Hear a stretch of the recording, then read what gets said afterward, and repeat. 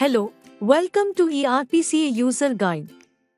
Today we will see how to create Proforma Invoice and convert to tax invoice. Inside New Bill, create bill.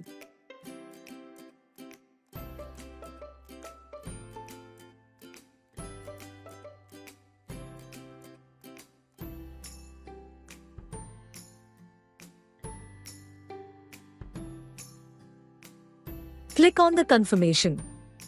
Super bill generated successfully.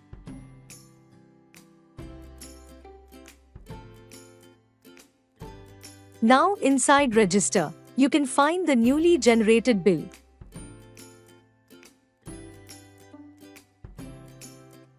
Now click on action and press convert to invoice. Give confirmation and it's done.